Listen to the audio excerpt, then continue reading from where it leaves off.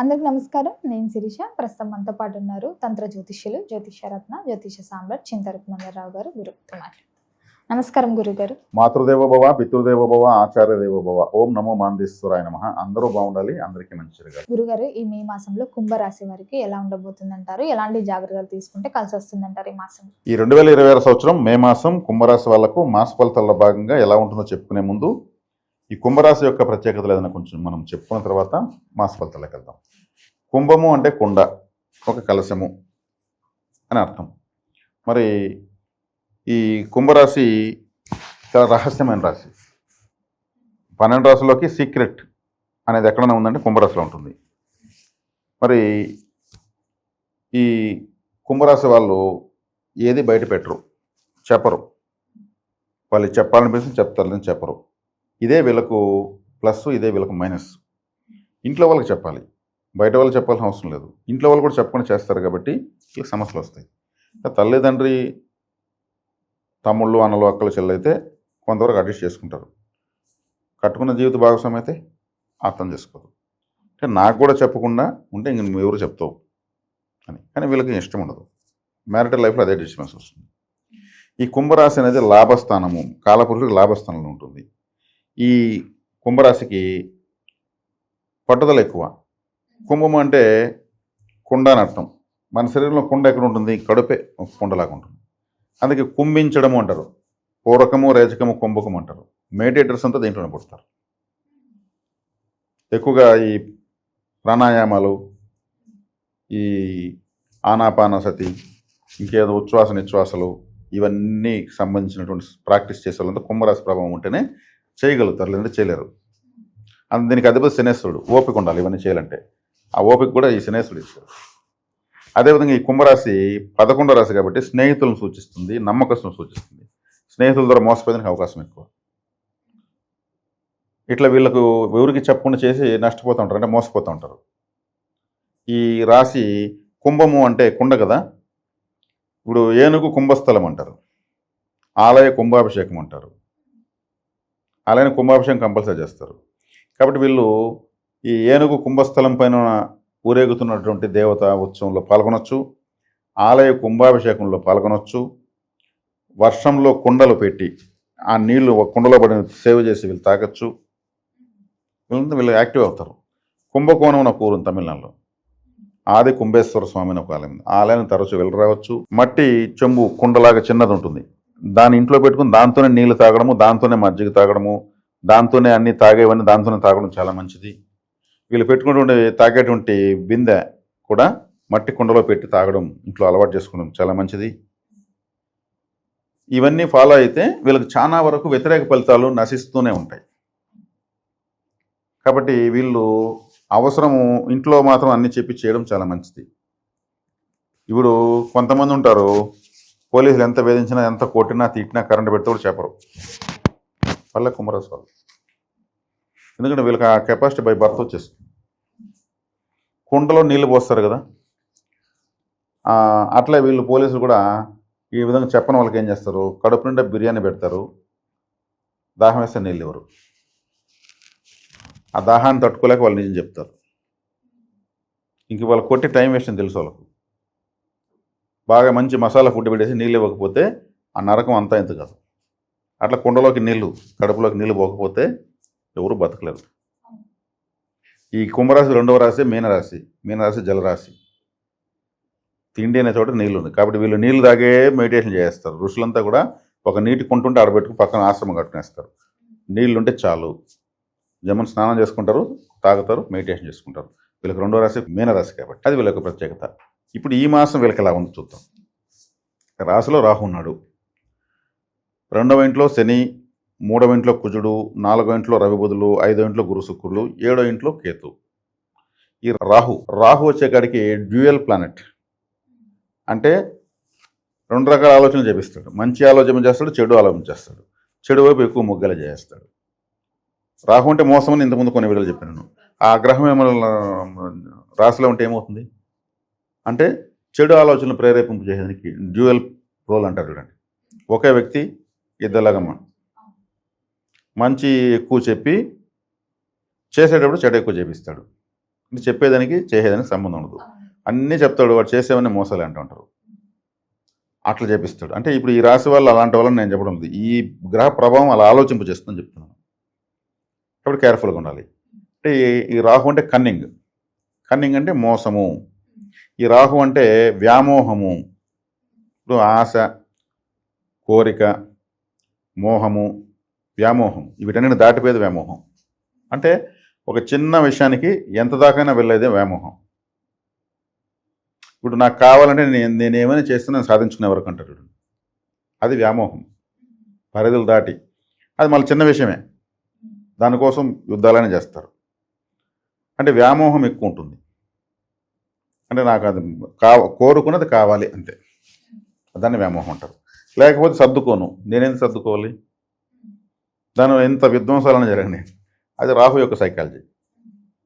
కాబట్టి ఎదుటి వాళ్ళని మోసం చేస్తేనే సరే తనకు కావాలని పొందాలనుకుంటారు, ఎదుటి వాళ్ళని ఏమార్చైనా సరే కావాలనుకుంటారు. ఇట్లాంటి ఆలోచనలన్నీ వస్తాయి. ఈ డ్యూయల్ ప్లానెట్ ఉండడం వల్ల, ఈ డ్యూయల్ ప్లానెట్ ఉన్నప్పుడు మీరు ఏమంటారు, ఈ మెడిటేషన్ లాంటివి ఎక్కువ చేయాలి. ఈ రాశి అంటేనే మెడిటేషన్ చెప్పాను, ఎక్కువ చేయడం వల్ల ఆ నియంత్రణ వస్తుంది. మానసిక నియంత్రణ మెడిటేషన్లో తప్పితే ఇంకెక్కడ రాదు. మెడిటేషన్ చేస్తే మన ఆలోచనల యొక్క తీవ్రతను 85% కంట్రోల్ చేయొచ్చు, 15% కంట్రోల్ చేయలేము. అవి ఉన్నాయంటే అబ్జర్వ్ చేస్తుంటాం. 15% జీరో. అలా ఒకవేళ జీరో అయితే వాళ్ళు హిమాలయాల్లో ఉంటారు. థాట్ లెవెల్ జీరో చేసేవాళ్ళు సమాధి స్థితిలోకి వెళ్ళేవాళ్ళు హిమాలయాలు, లేదంటే ఇంకెక్కడ శ్మశానాలు, అట్ట చోటుకి వెళ్ళిపోతారు. అక్కడ అన్ని జీరో లెవెల్స్ ఉంటాయి. ఈ పొల్యూషన్, ఈ సౌండ్లు ఇవంతా ఏమి ఉండవు అక్కడ. ఇవంతా జీరోగా ఉంటాయి కూడా అక్కడ వాళ్ళు జీరో లెవెల్ మెయింటైన్ చేయగలుగుతారు. ఇప్పుడు మనకున్నటువంటి ఈ ప్రపంచంలో 85% కంట్రోల్ చేయొచ్చు, అది కూడా కాన్సన్ట్రేషన్గా మెడిటేషన్ చేస్తే. కాబట్టి 80% మనకు గందరగోళం తగ్గిందంటే 0% అయిపోయినట్లే. కాబట్టి వీళ్ళు మెడిటేషన్ చాలా ఇంపార్టెంట్గా చేయాలి.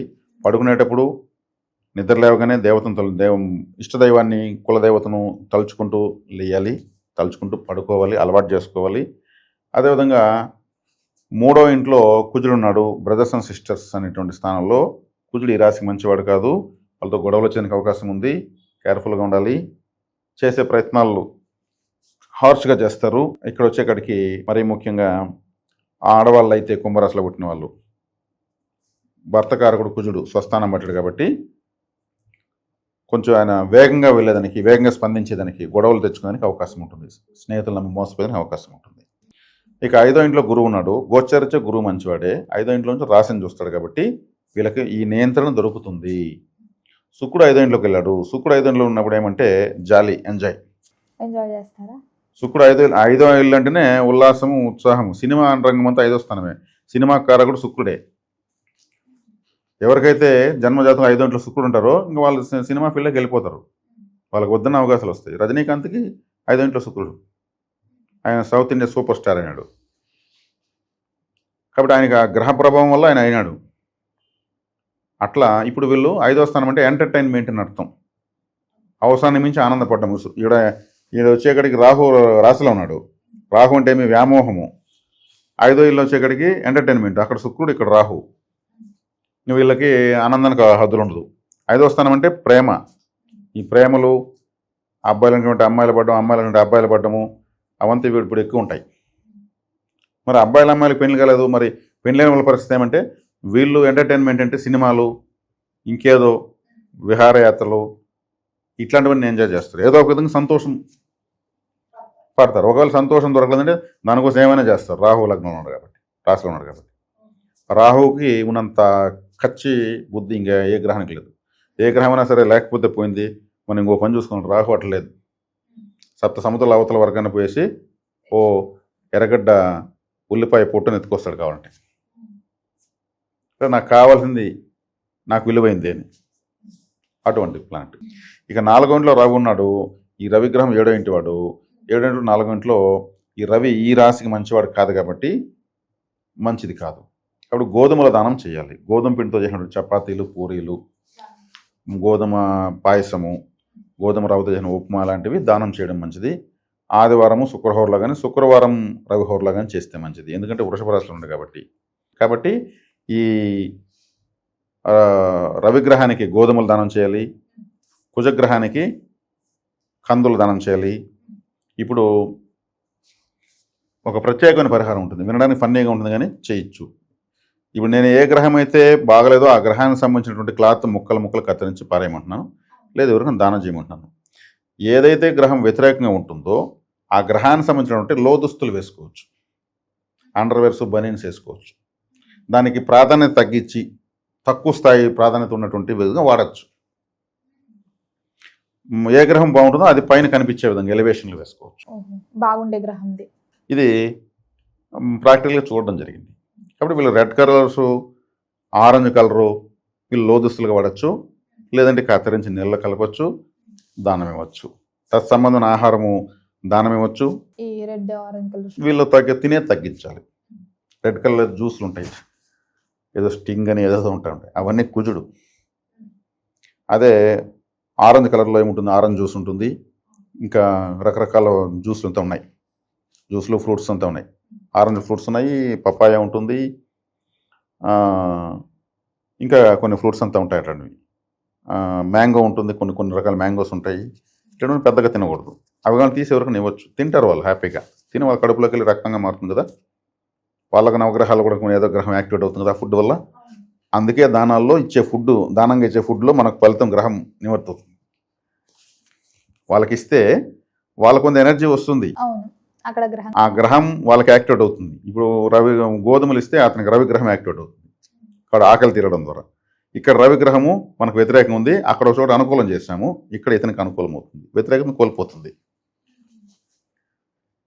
ఇది దీంట్లో ఉన్నది. ఎవరికైనా ప్రాణశక్తి ఉత్పత్తి అవుతుంది కదా, ఫుడ్ ద్వారానే కదా అవుతుంది. కాబట్టి ఇది సీక్రెట్. ఇది చేసుకుంటే కుంభరాశి వాళ్ళకి చక్కగా ఉంటుంది. ఆరోగ్యపరంగా కూడా ఎలా ఉంటుంది అంటారు? ఆరోగ్యం బ్రహ్మాండం కూడా. రాహు లగ్నంలో ఉంటే ఇంకా ఆరోగ్యం తిరగలేదు. ఆర్థిక పరంగా ఓకే అంటారు? ఆర్థిక పరంగా కూడా షార్ట్ కట్ మెథడ్లో సంపాదిస్తారు. మరి పెట్టుబడులు కూడా పెట్టచ్చు అంటారు ఈ మాసంలో? పెట్టుబడులు పెట్టచ్చా అంటే, ఇక్కడ రాశిలో రాహు ఉన్నాడు, షేర్ మార్కెట్ బాగుంటుంది వీళ్ళకు, కానీ భారీగా పెట్టుబడులు పెట్టడం తప్పు. రాహు ఏం చేస్తాడు, ఎంత కలిసి వచ్చినా జీరో చేసేస్తాడు. మళ్ళీ మోసం అని చెప్పాను రాహు అంటే, ఇంకా పెట్టిని ప్రేరేపింపజేసి చేస్తాడు. రాహు అంటే మొత్తం బెట్టింగ్స్, గ్యాంబ్లింగు, చీటింగు. అందుకే గుర్ర పందాలు, ఈ క్రికెట్ బెట్టింగ్లు, తర్వాత షేర్ మార్కెట్టు, డిజిటల్ మార్కెట్టు, ఇట్లా ఇవన్నీ కూడా చూపిస్తాడు. దీంట్లో మంచి నాలెడ్జ్ ఇస్తాడు. అదే రాహు కుంభరాశిలో ఉన్నాడు, కుంభరాశిలో శతభిషం ఉంది, శతభిషం రాహుదే. శతభిషం నక్షత్రానికి జంతువు గుర్రమే. ఈ గుర్ర పందాలు కూడా దీని ప్రభావం ఉన్న వాళ్ళు ఎక్కువ వెళ్తారు. కాబట్టి వీటిలో జాగ్రత్తగా నార్మల్గా వెళ్ళాలి. ఎక్కువగా మినుములతో చేసిన ఉద్ది వడలు అంటారు కదా, ఉద్ది వడలు బాగా తినచ్చు, వీళ్ళు తినాలి. తింటే బాగా యాక్టివ్, రాహు పాజిటివ్గా యాక్టివేట్ అవుతాడు. గురుగారు మొత్తం మీద ఈ మాసంలో కుంభరాశి వారికి ఎలా ఉంది, ఎలాంటి జాగ్రత్తలు తీసుకోవాలి తెలియజేసినందుకు ధన్యవాదాలు.